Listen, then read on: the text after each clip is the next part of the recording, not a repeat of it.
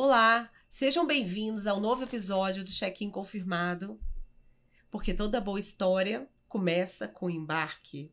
Eu sou Santuza Macedo. E eu sou o Ricardo Werneck e hoje a gente tem aqui a Hanneka, uma convidada muito especial. Gratidão pelo seu tempo, pela sua disponibilidade, vim aqui compartilhar um pouquinho da sua história com a gente. Eu que super agradeço o convite de vocês, estou me sentindo muito honrada e tenho certeza que vai ser maravilhoso. Seja bem-vinda. Muito obrigada. Vai ser, com certeza. Vamos tratar um pouquinho sobre como estudar em Portugal, a Hanneka estudou em Portugal. Vamos tratar um pouquinho também sobre como morar em Portugal, que é um pouquinho do que a gente trata na nossa agência. E é isso, se você quer saber um pouquinho mais, segue a vinheta e acompanhe. Check-in Confirmado Podcast. Partindo agora para o embarque rápido, são perguntas rápidas com respostas rápidas. Hanneka, vamos lá. Quando você está viajando de avião, o que você prefere? Janela ou corredor? Sem dúvida alguma, janela. Todo mundo gosta, janela. Né? A grande maioria. Mala grande despachada ou mala de bordo de 10 quilos? Eu não consigo mala pequena. As mulheres, né? Não dá. A maioria das mulheres. Como. Exatamente. E durante o voo, prefere ouvir uma música, assistir um filme, ler um livro ou dormir? Dormir, com certeza. Faz o tempo passar mais rápido, né? Prefere decolagem ou pouso? Pouso. Pouso, muito melhor. Chegou no destino. Aquele alívio. É isso aí. Legal. Fechou, então. E hoje nós temos uma convidada, como nós já falamos, porém, vou apresentar ela aqui um pouquinho para vocês. A Hanneka, já tem até um nome diferente, né? Hanneka Evelise. Coisas da minha mãe, né? É assim mesmo pronuncia? Hanneka Evelise. Ela é graduada em Publicidade e Propaganda, é mestre, doutorado em Portugal e também é mestre em Reiki, terapeuta floral e é aurículo terapeuta. Uma diferença aí, né? Você começa a ver uma viagem, né, na minha carreira. Já tô vendo uma viagem na sua carreira. Exatamente. De publicidade e propaganda para mestre em Reiki. Exatamente. Tem alguma coisa que foi te motivando a seguir outros caminhos, a buscar outros caminhos para sua carreira? Como é que foi? Eu acho que tem muita relação, talvez até com o que vocês trabalham, né? Porque quando a gente pensa na viagem, é um caminho de volta que você faz. Toda vez que você viaja, você faz um caminho de volta. Uhum. E aí, quando eu faço uma metáfora disso para minha vida, eu acho que fui fazendo um caminho de volta para dentro. Uhum. Né? E eu entendo que tudo que eu vivi veio me construindo para estar vivendo esse momento agora, numa preparação que eu estou fazendo de transição de carreira no futuro. Sim. Né? Porque eu sou professora, além de publicitária, eu também sou docente.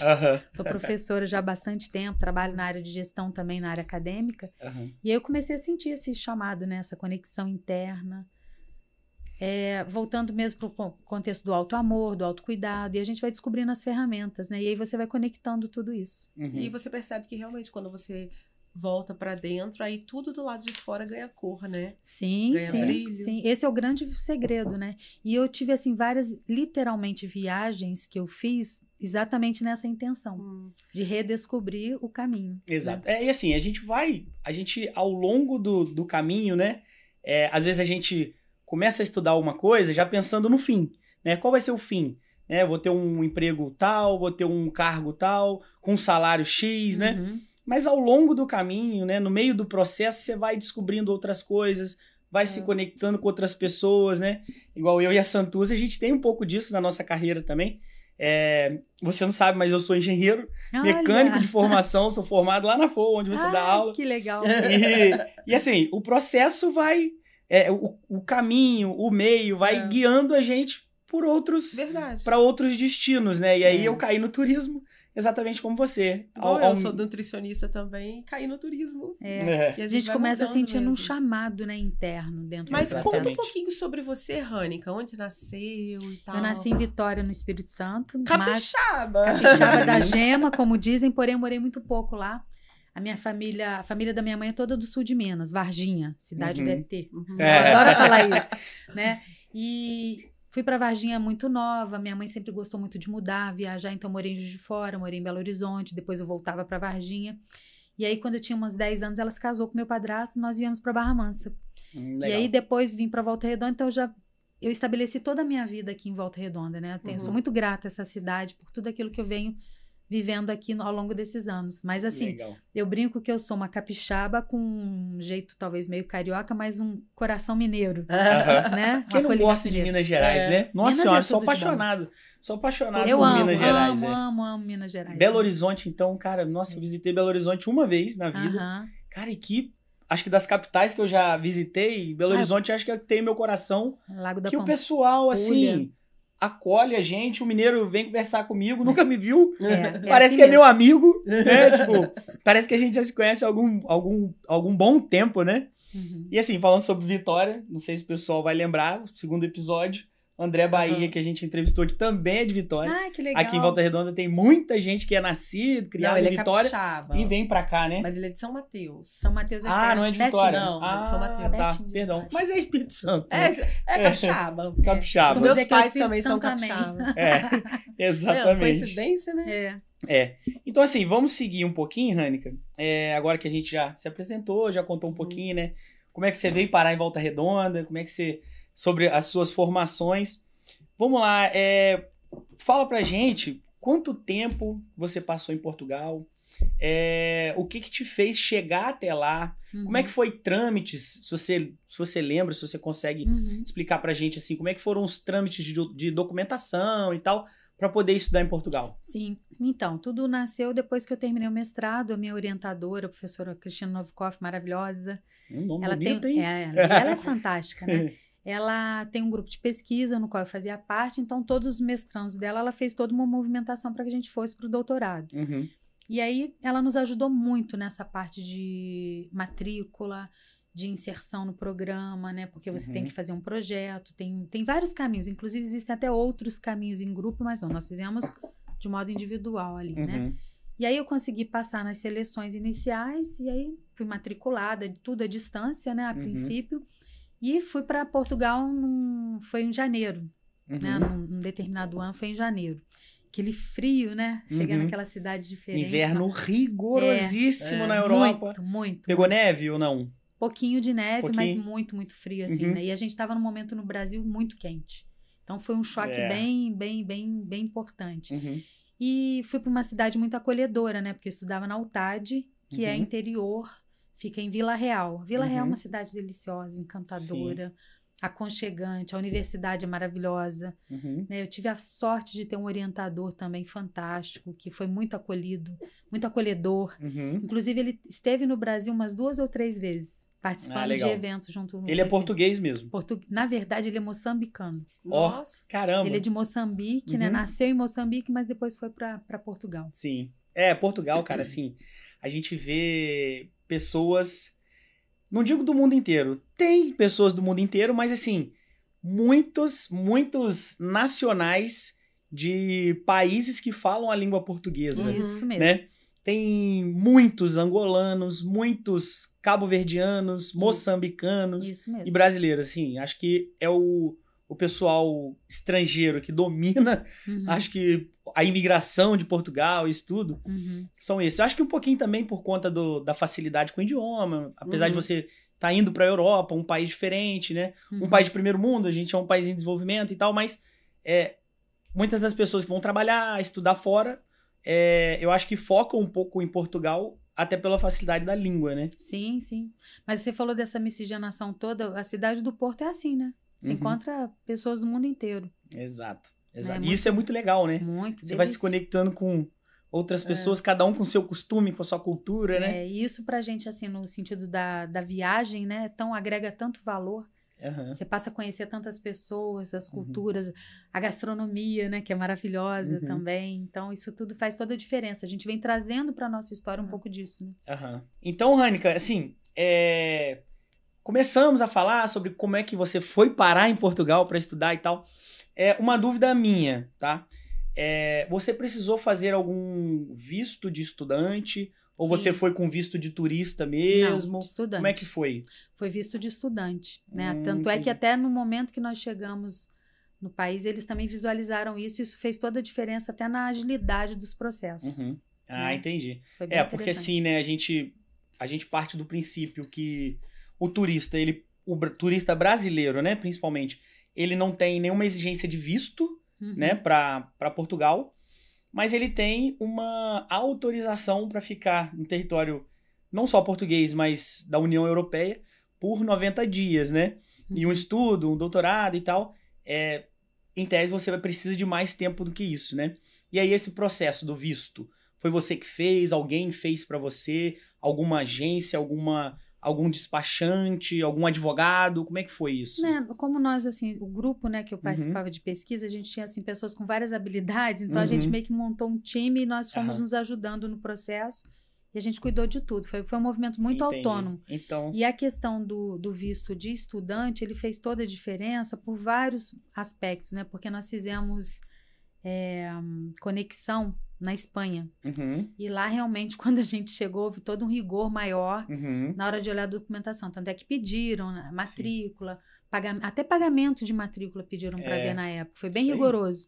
E aí, em função disso, acho que valeu a pena ter feito todo esse processo de uma maneira bem transparente, de modo correto. Legal. Né? Então, assim, cada um do grupo, cada um fez uma coisa, dividiram ali, sim. Você vai ficar responsável por isso. Você por aquilo. Nós fomos um grupo de 4 no primeiro momento e no segundo momento nós fomos em 5, que a nossa orientadora do Brasil também foi. Entendi. Legal. Então, assim, é bom falar sobre isso, né, porque, assim, o brasileiro, quando ele sai do Brasil para a Europa, ele tem que cumprir alguns requisitos para entrar lá, apesar de não precisar do visto, né? Ele tem que ter obrigatoriamente uma passagem aérea de volta, né? O turista precisa. O estudante não tem certeza se ele precisa, considerando que ele tenha o visto de estudante. Nos Estados Unidos, né? não. E hoje está muito comum se falar no visto de procura de trabalho, né? Esse pessoal sim precisa da passagem de volta. O estudante eu acredito que não, vou até me informar. Na nossa época, como a gente, o doutorado, ele era um doutorado que fazia parte dele à distância, e tinha as imersões, então a gente já ia exatamente dessa forma. Passagem comprada era ida e volta. Já estava tudo certinho, dentro do prazo, até por conta da hospedagem, por conta de tudo aquilo que a gente ia viver na universidade, porque nós estudávamos de manhã, de tarde à noite. Tinha dia que era bem puxado. Estudava bem pouquinho, então. Quase nada, era imersão. Uma curiosidade, Rânica. E esse visto que Portugal deu, né, visto de estudante. Você tem que... É fácil também conseguir? Ou você tem que fazer uma entrevista no consulado português? Não. Alguma coisa? Não. Foi bem tranquilo. Foi fácil nesse sentido, por conta da documentação. Mas aí é o visto mesmo que eles dão, um carimbo no passaporte? Não, a gente tinha um documento. Um documento. Era um documento que nós recebemos, e esse documento, junto ao passaporte, os comprovantes todos da própria instituição, né? Que era a matrícula, carta de aceite, até carta de aceite do orientador. Tudo isso, ele ficava tudo dentro de uma pasta toda organizada para já O processo apresentar. É bem rápido também, né? Não é um processo tão complicado na para época tirar foi bem tranquilo. Para tirar um visto de estudante para Portugal. Foi bem tranquilo na época. Legal. Assim, e você falou, né, que aconteceram algumas coisas, veio a pandemia, né? Não terminou, não conseguiu nem chegar até o final lá do doutorado por conta das questões de saúde da época, né? Conta um pouquinho pra gente como é que foi. Na verdade, nós fomos, né? Fiz a parte toda a imersão inicial e aí depois a gente fez a qualificação.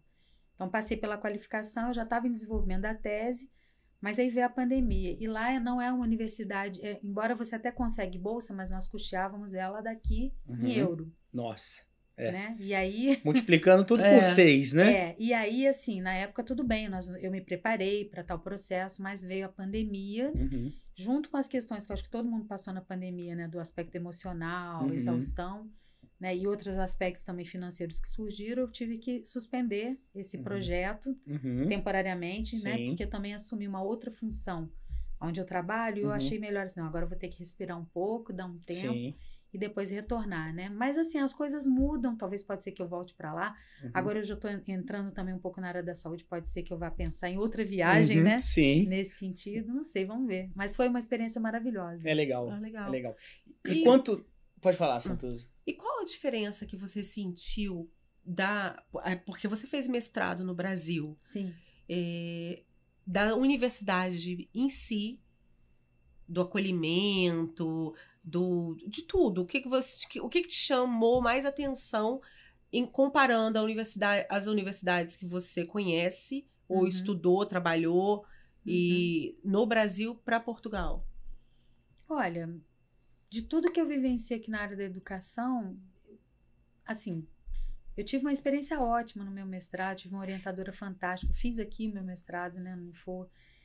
E lá em Portugal, a questão do doutorado, a gente percebe, a única coisa que eu senti de diferença é a formalidade.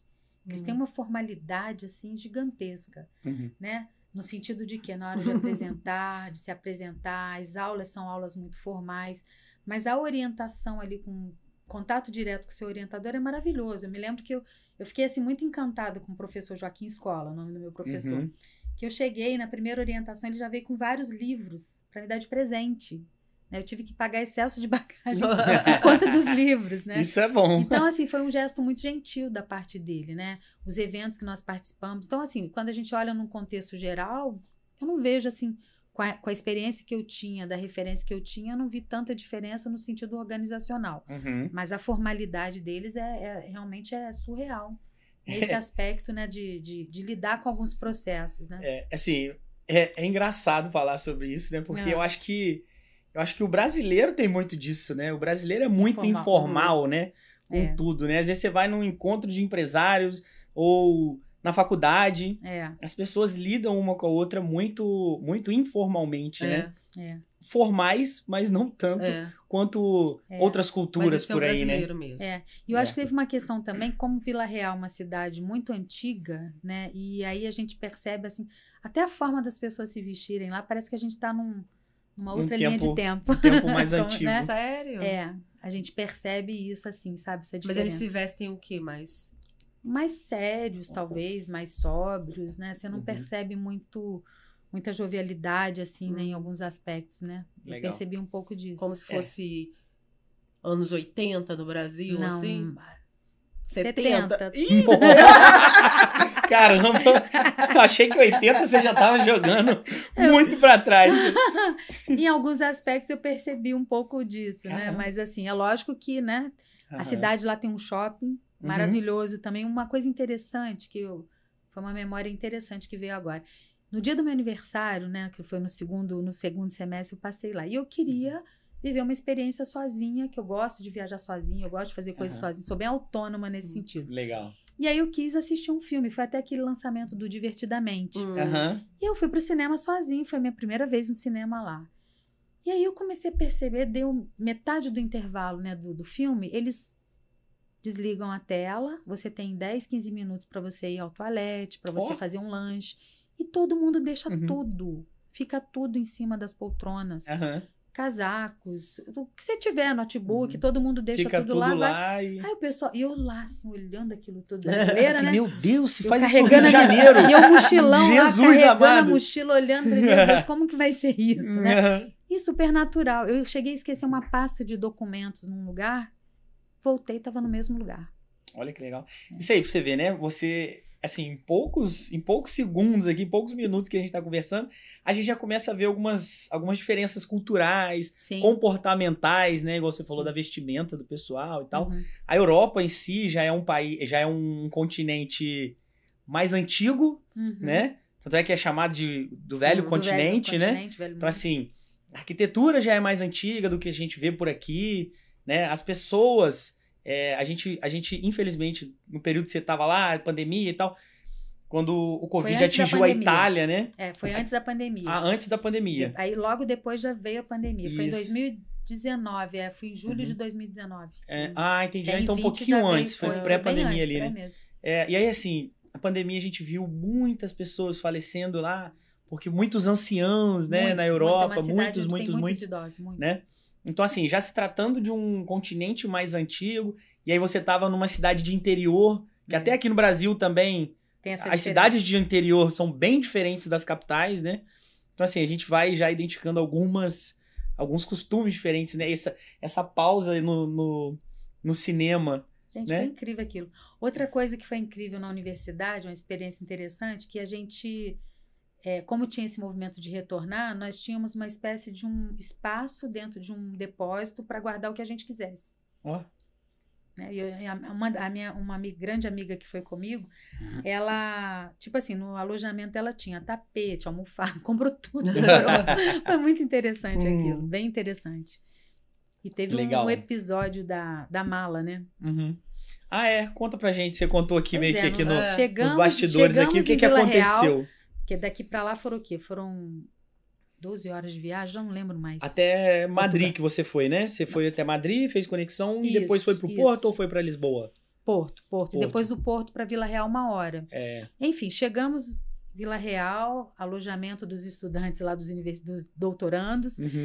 Quando a gente sentou num determinado saguão lá para poder dar aquela respirada, ela olhou para a mala dela e falou assim, amiguinha, socorro, troquei de mala. Vamos ver. Jesus era a mala de outra pessoa. Aí pegamos um táxi, que não tinha Uber, era táxi mesmo, e corremos lá de volta. E foi toda uma novela, né, para poder fazer. Mas, por sorte, a mala dela estava lá. E aquela mala que estava com ela era de uma francesa. Nossa. E na hora que ela chegou, a francesa estava brigando com um policial português, porque ela achou que alguém roubou minha mala. Alguém roubou minha mala, alguém tem que devolver minha mala. Resumindo a história, ele entregou a mala da minha amiga e despacharam a mala lá para a francesa. Caramba. Foi um sufoco, assim. A gente sentimos frio na barriga. Quer falar, Santos? Não.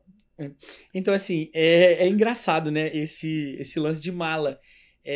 Já aconteceu com alguns passageiros nossos, mundo afora, de Ricardo, pelo amor de Deus, troquei a mala, peguei a mala de alguém, provavelmente alguém pegou a minha mala, né? É um negócio difícil de se desfazer, porque você tem que voltar no aeroporto, entrar em contato com a companhia aérea entrar, tentar descobrir entre os passageiros, porque assim, a mala, quando sai lá na esteira, é um negócio até meio... Eu acho um pouco inseguro, meio qualquer arriscado. Pessoa pode pegar. Porque qualquer um pega qualquer mala, né? A não ser que alguém suspeite que você esteja com a mala errada, né? Que aí vai bipar lá o QR Code e tal, vai ver que a mala não é sua. Qualquer um pega a mala de qualquer um e vai embora, né? Mas com isso vem um risco. Um risco grande. Gigantesco. Igual aconteceu aí com algumas brasileiras, não sei se vocês lembram aí do caso das brasileiras que embarcaram em Guarulhos, foram para Frankfurt, mas aí foi um ato criminoso, né? Trocaram as etiquetas das malas dela e mandaram drogas, né, pra Alemanha. Olha. Mas aí elas chegaram lá, no momento em que elas retiram a mala delas da esteira, a polícia pega elas já com a denúncia de que tinha droga e tal.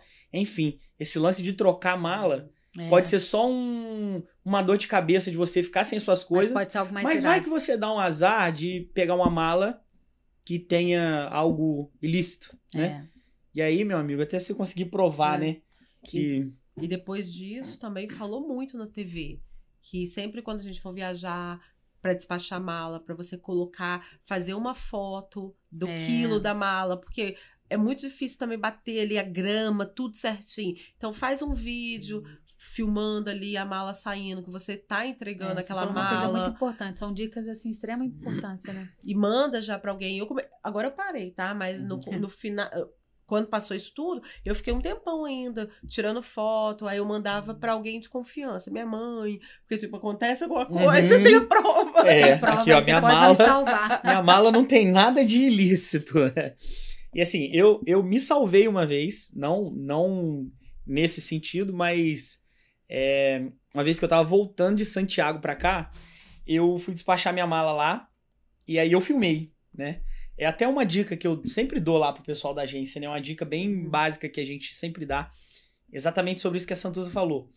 Filma, abre a mala rapidinho, filma o que é que tem lá dentro, fecha, bota lá na esteira, filma ali o peso da mala, né? Porque vai que, né? Depois que a sua mala entra pro esteira dentro lá no aeroporto, a gente não sabe o que fazem, né? A mala fica ali muito vulnerável, né? Eu sempre tranco o cadeado na alça.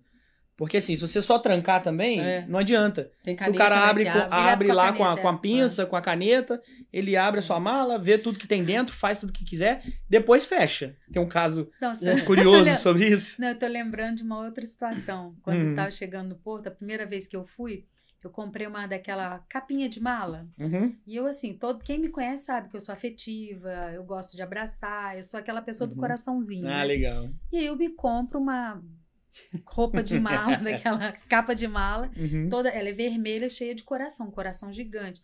Quando eu entrei na primeira vez lá, a minha sorte que o meu colega, o Bartolomeu, né, ele usa um bigodão, né, o cara, ele falou assim, eu cheguei lá, já me levaram lá para avaliação, porque pensaram que eu, tipo assim, tivesse algum tipo de trabalho dentro de uma outra, sei lá, você não entendeu? E aí o Bartolomeu, eu acho que eu te entendi. Você entendeu? Aí o Acho que Bartolomeu foi lá comigo e falou, não, ela é estudante aqui. E aí me liberaram. Porque aí na segunda vez, o que eu fiz? Eu paguei mesmo para fazer toda aquela envelopagem da mala, para ter uma garantia maior, né? Exato. Não, tem gente que compra aquele plástico filme, embala, ou no próprio aeroporto, né? Já tem ali aquelas empresas que fazem ali, um pouco né? Maior. Você vai pagar um pouquinho caro, mas vale a pena. Isso. Quanto custa? Eu nem lembro. Nem acho sei. que hoje custa... Acho que hoje deve estar custando aí uns... uns 80, entre uns 70. 50 e 80 reais aí pra você. Depende do tamanho da mala também, né? Se for uma mala pequenininha, né? Dessas de Mas bordo. eu acho que é uma coisa que vale a pena. Vale a pena porque eles rastreiam, né? Então é uma questão... Deixa a sua mala bloqueada mesmo pra qualquer interferência externa, né? E aí isso resguarda a gente de muitas coisas, né? E tem né? aquelas proteções também, né? Que tem como a gente colocar, que é tipo um tecido que você coloca. Então, foi esse aí que eu coloquei, mas tiveram uma outra interpretação por conta da imagem. Né? Eu falei, nunca mais eu uso isso. Eu achei que era a mala sua, não sabia que era proteção. Era a capa de mala. A capa de mala. Falei que a roupinha da minha mala roupinha não da tava mala boa. não foi legal. Tava muito brasileira. Né? Porque chega, né, brasileiro, eles fizeram um movimento lá. Falei, não. Que loucura. Estão me confundindo. Assim, sem esse... Né? Enfim.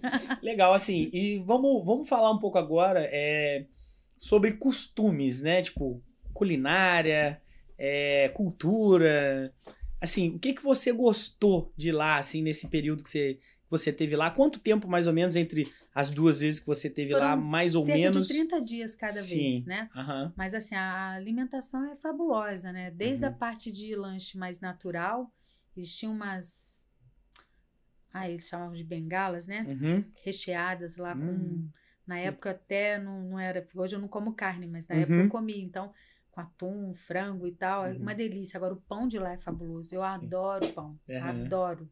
E eu vejo que isso é muito bom. Vinho maravilhoso. Azeite.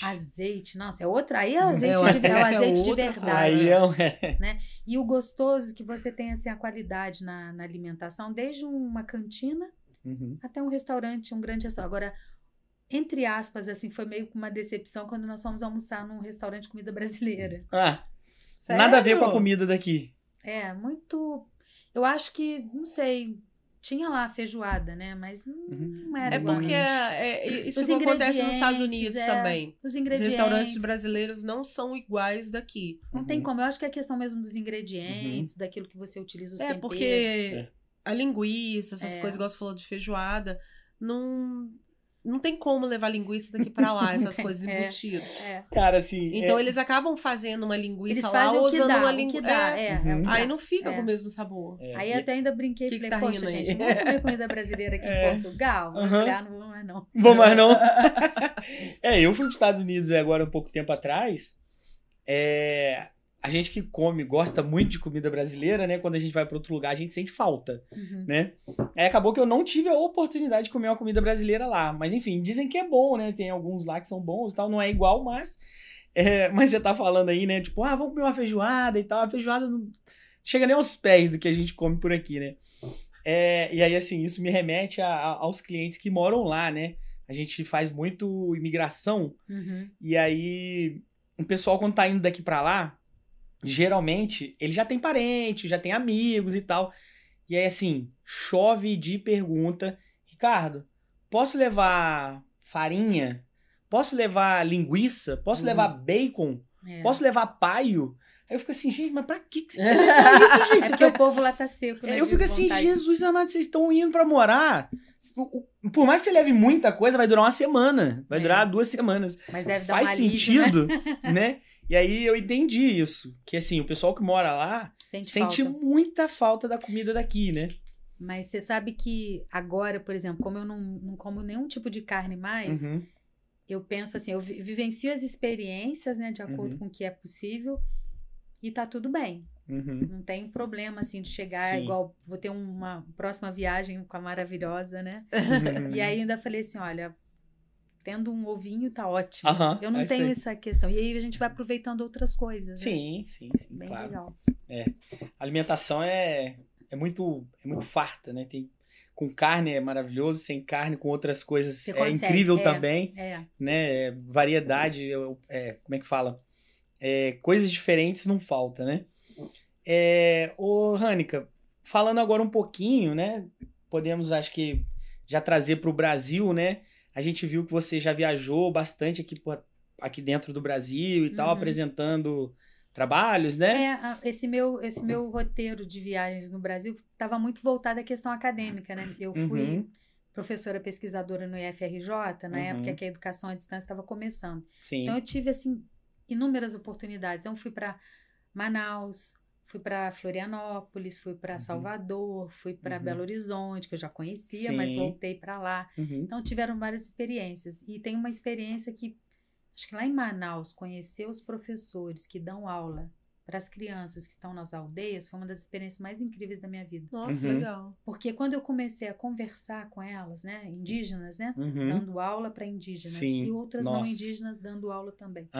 E o que a gente observa? Elas me contaram assim, você sabe quanto tempo eu levo para chegar numa aldeia para dar aula? Nossa. Eu pensei, algumas horas, um dia.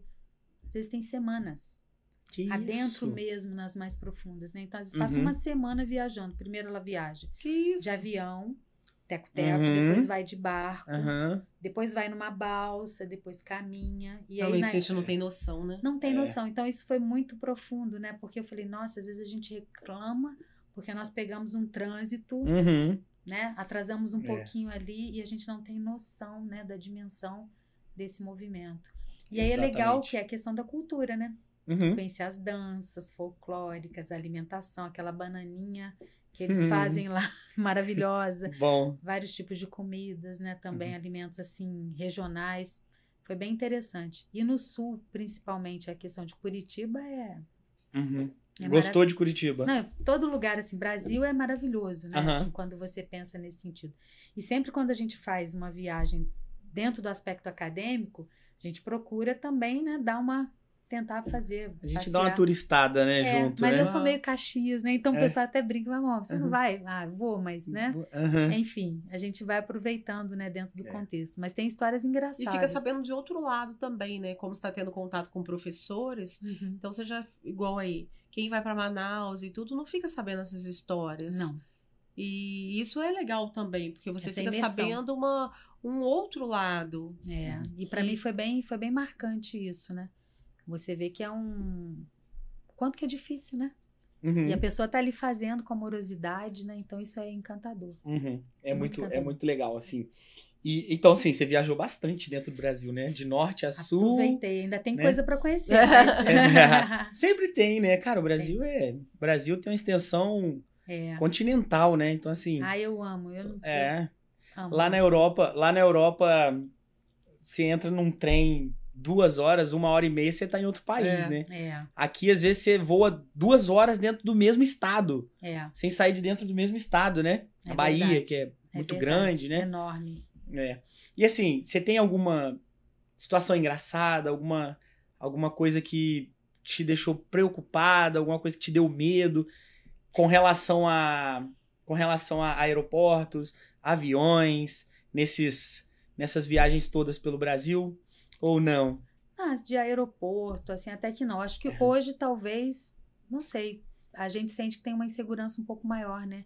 Em relação à segurança em alguns aspectos. Mas eu acho que tudo depende mesmo da sua energia, né? Do que você tá trabalhando ali, com quem que você vai, né? Porque existe todo um processo, né? Igual da outra vez a gente teve um conjunto ali, mas hoje, se eu tiver que viajar sozinho, você tem que pensar né? Nesse cuidado, quem vai te acompanhar à distância, né? Tem tudo isso aí. Então, isso é bem importante. Agora, eu tenho uma história dessas viagens assim de imersão, aqui pertinho, foi para Visconde de Mauá. E fiquei num lugar gostosinho, numa pousada, eu tava sozinha e falei, só que eu não tinha noção na época, né? Tinha ido de mochila. E aí eu falei com o proprietário da pousada, falei, eu queria conhecer aqui perto Maringá, Maromba, né? Não, eu tava em Maromba e ia pra Maringá. Ele, são só 2 quilômetros, eu te empresto a lanterna. Você compra pilha, eu te empresto a lanterna. Eu falei, beleza. Eu não tinha noção do que era 2 quilômetros. Eu comprei as pilhas, tô eu lá de moletom, tranquila lá e tal, peguei a lanterna e fui embora. Quando eu fui ver, mas era um breu. E eu falei assim, não, eu preciso vencer isso, vambora. Então fui descendo. Sozinha? Sozinha. Aí encontrava com algumas pessoas lá, o pessoal achava que era polícia. Eu falei, não sou polícia, vambora. E fui, vivenciei a experiência, depois tomei um vinho gostoso sozinha, pensando, me reconectando. E na volta eu peguei carona com uma turma que estava subindo a pé ali, né? Naquele processo. Mas foi um momento muito importante. Eu tô querendo fazer essa correlação da importância da viagem. Às vezes a gente tem que se deslocar mesmo do nosso habitat natural, a gente tem que viver essas experiências, porque a gente volta a se reencontrar. E foi um movimento de reencontro importante comigo, né? Porque primeiro que eu consegui vencer aquele medo, o medo do breu, embora eu talvez até tenha sido um pouco irresponsável, porque podia parecer qualquer coisa, né? Mas eu estava no movimento de reencontro ali, então foi bem interessante. E eu repeti um pouco isso, não com essa lanterna, mas em Caxambu. Fazendo também Caxambu e São Lourenço. Adoro o Circuito das Águas. É lindo. Eu não me canso de viajar, né, naquela Vai experimentando região. Ali, né? Os diferentes tipos ali, muito bom. Muito bom, muito bom. E viajar sempre, a gente aprende algo novo, a gente se conecta com a gente mesmo. E não importa para onde você vá. Pode ser ali uma viagem bem econômica, ou pode ser na cidade vizinha, ou uma viagem internacional, uma viagem de luxo, mas sempre tem alguma coisa para você aprender, para você ver e para você tirar de bom naquilo, algo positivo e que algo que vai mexer com você de alguma forma. E às vezes você vai ter uma lembrança daquela viagem ali pro resto da sua vida. Que vai te dar um start, né? Eu sempre falo que viajar é terapêutico. Esses dias eu vi um meme no Instagram, né? Fala assim, o tanto que a gente tá trabalhando, o tanto que a gente tá vivendo estressado, viajar não deveria ser gastos, deveria ser uma indenização emocional. Nossa, perfeito.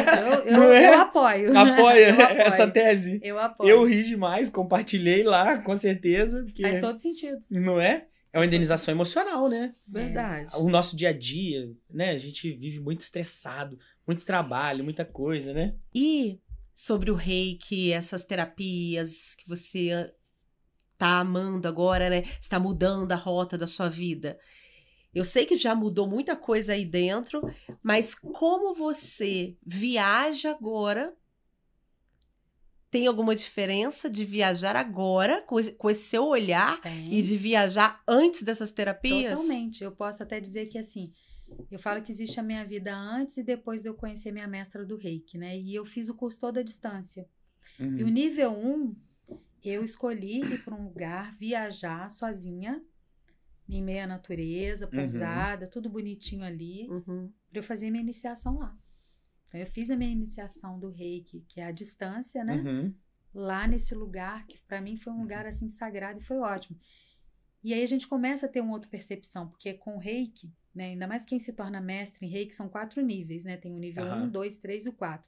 No 4 a gente trabalha com todos os símbolos, então tem todo um processo de blindagem, de cuidado que é maior também para quem a gente vai tratar.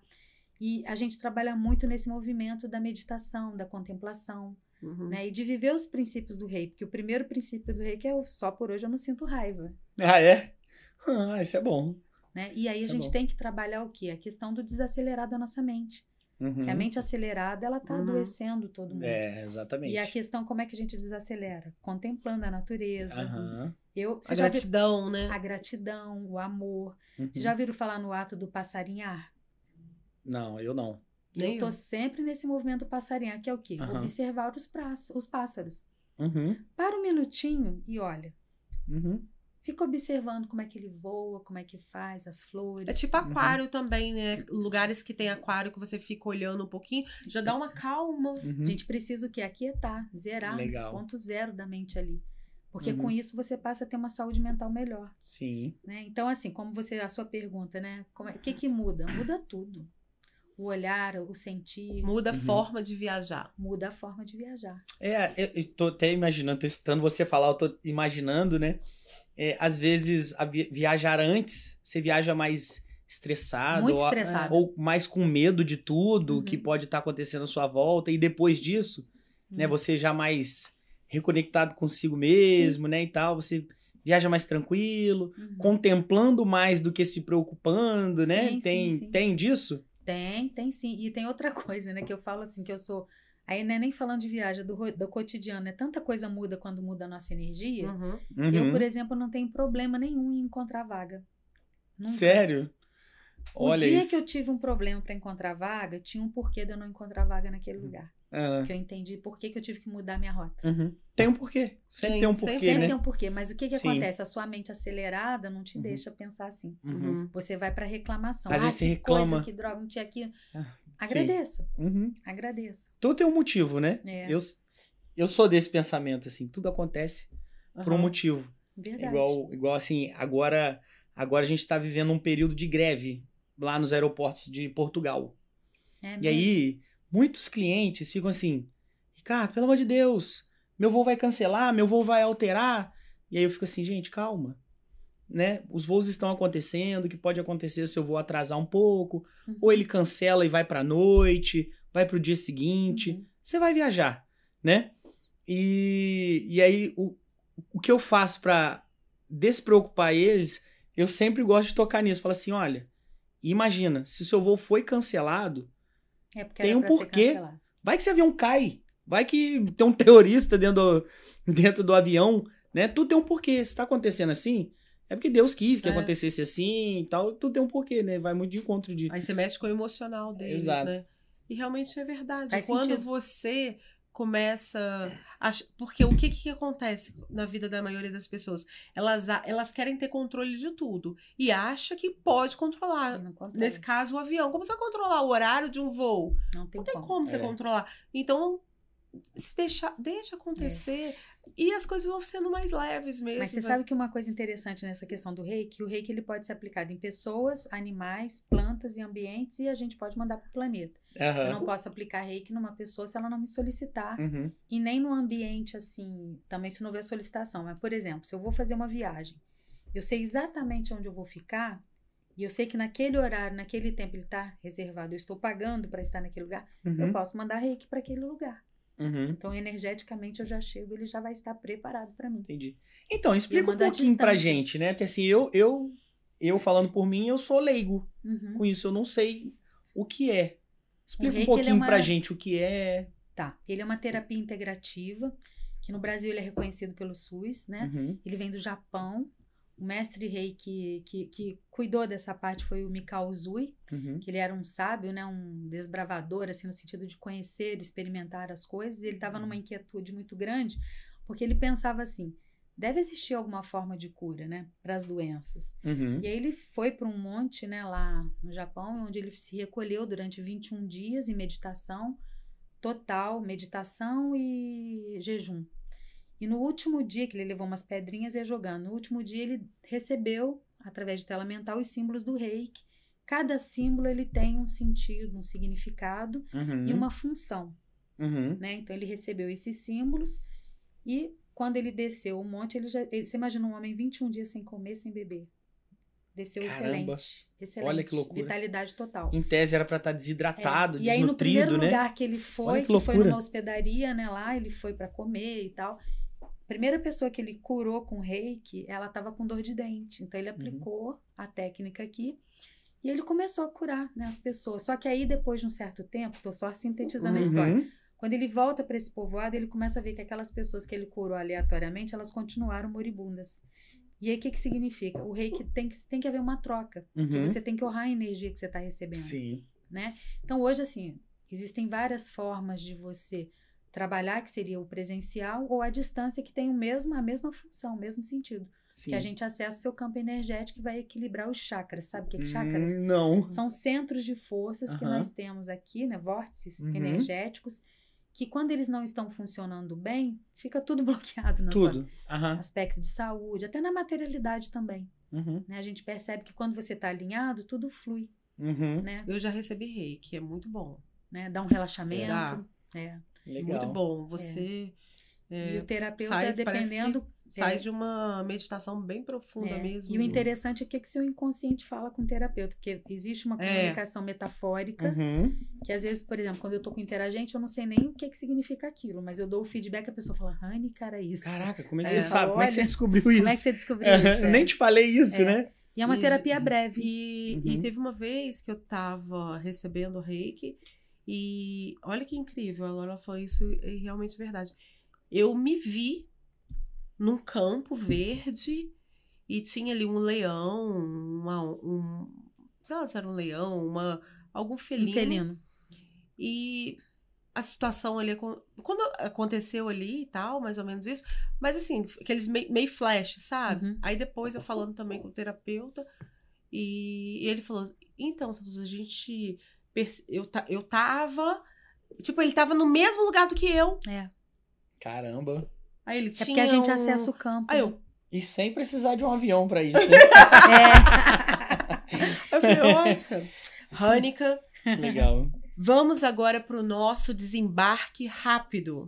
Vamos lá. Que são já tô com saudade desse voo também. Que são perguntas rápidas. Destino dos sonhos.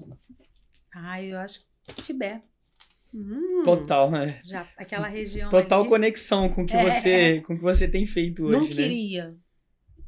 Ai, gente, nada que envolva música excessiva, barulho, bagunça, pessoas desconectadas. Sua última viagem? Nossa, já faz um tempinho. Acho que eu nem lembro, hein? Vou falar da última que foi maravilhosa, que foi essa que eu fiz pra Caxambu e São Lourenço.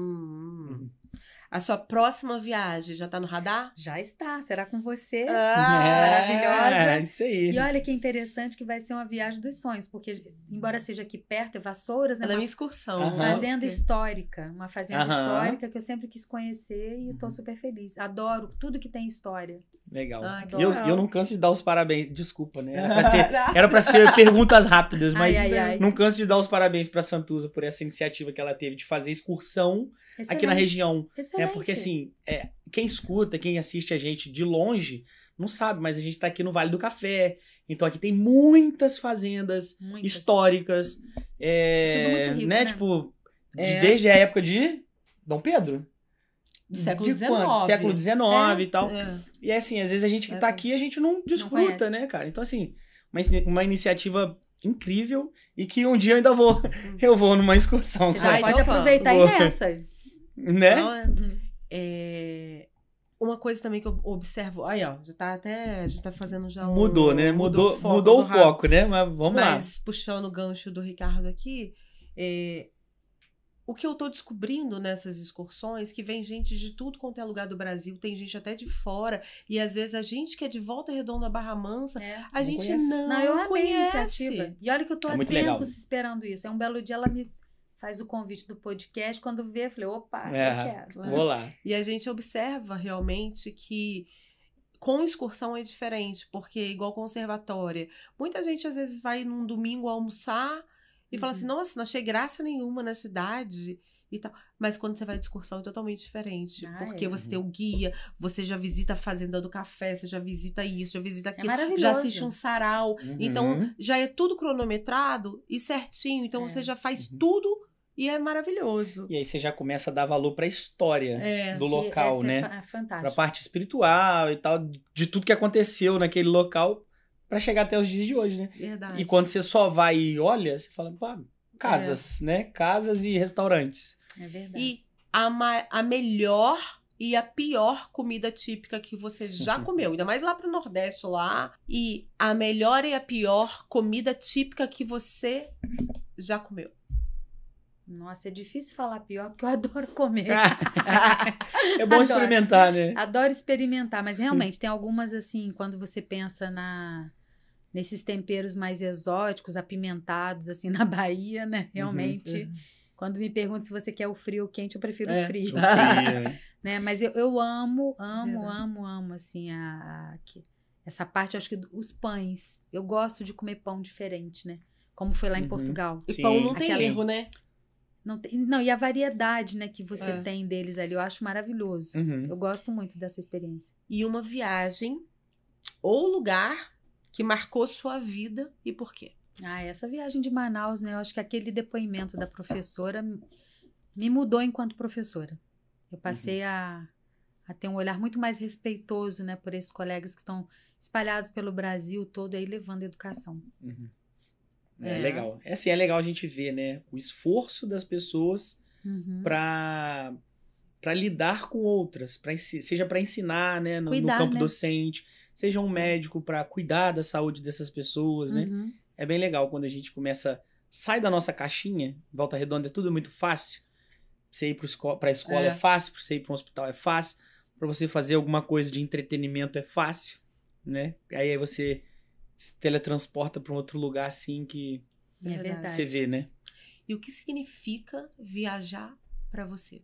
Reconexão. Sinônimo de viagem é reconexão. Total. Dá aquela desacelerada na vida. Eu acho que é quando você precisa mesmo, porque assim, talvez algumas pessoas ainda não tenham tido esse insight. Porque você pode estar num grupo, você pode estar viajando no coletivo, você pode estar viajando a trabalho, mas aproveitar essa transição para o movimento da reconexão é muito importante. Né? Às vezes você vai passar, igual você falou do dormir, né, no avião. É uma reconexão. Sim. E você quer deixar alguma... Peraí. E você quer deixar alguma consideração final? Viagem. E é isso, né, Santuza? Acho que o bate-papo foi muito legal. Adorei conhecer a Hânica. Eu não conhecia, amei. Né? A Hânica já conhecia a Santuza, né? Já vai viajar com a Santuza. Vamos lá. Passeio incrível. Queria te agradecer a sua disponibilidade, seu tempo, de vir aqui compartilhar um pouquinho da sua história, da sua experiência com a gente. Se quiser deixar uma consideração final pra gente. Eu que super agradeço, né? Eu acho que como consideração final poderia dizer que devemos aproveitar, né, a nossa vida fazendo um movimento de reconexão consigo, trabalhar o autoamor. E tenho certeza de que viajar nos traz tudo isso. Né? E é importante a gente viver muito o estado de presença, que é o estar no aqui e agora. Sim. Né? E explorando o máximo possível que você puder em termos, né, das ferramentas que tem no mundo, né? Como viagem vai te ajudar, o reiki te ajuda, tem outras terapias também. Seria isso, mas eu queria parabenizar vocês pela iniciativa, que foi muito prazeroso. Eu amei, espero que a gente possa ter outras oportunidades, né? Com certeza. Muito obrigada. É isso aí. Muita gratidão. Outras oportunidades virão. Gratidão a você pelo seu tempo, né? E você não deixe de nos seguir. Compartilhe esse vídeo, compartilhe esse podcast. Tá no Spotify. Clica lá no aviãozinho, manda pro amiguinho, que esse conteúdo vai ser muito bom para todos vocês. E você, qual história de viagem merece um check-in confirmado?